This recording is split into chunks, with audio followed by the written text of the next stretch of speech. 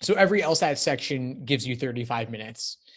And it's not a lot of time because you have typically 23 to 26 questions per section. So on average, something like a minute 23 per question. Then for each game, there are 4 games in a passage, in a section of 35 minutes. So that gives you an average of 8 minutes and 45 seconds per game. But there are different levels of difficulty. So an easy game, you could blast through in 6 minutes. That gives you another 2 minutes and 45 seconds to devote to a tougher game, meaning that some games might take you 12 minutes or even 13 minutes.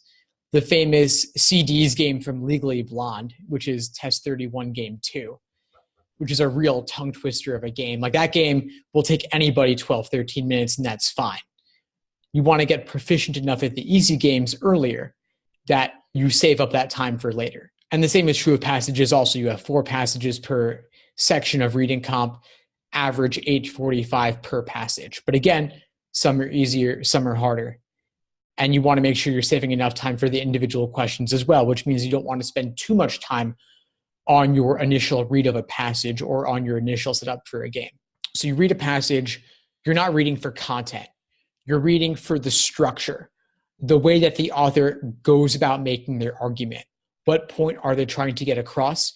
And what kinds of reasoning or what kinds of evidence do they use to support their opinion or their main idea?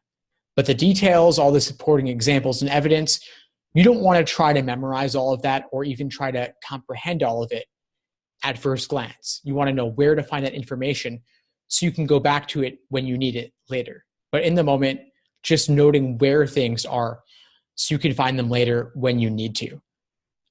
I find the people who do the best on reading comp typically mark very little or not at all. And again, you're not summarizing, you're not underlining and highlighting everything. You're just looking for where different types of information are so you can find them when you need to. Some people mark way too much. They mark everything. They circle every potential indicator word or evidence conclusion indicator, and it just gets really messy. I recommend a really minimal marking system. I recommend marking for the viewpoints, which are opinions or theories, hypotheses, essentially conclusions. Then mark for the advocates, which are the people or groups of people promoting a particular position, the author included.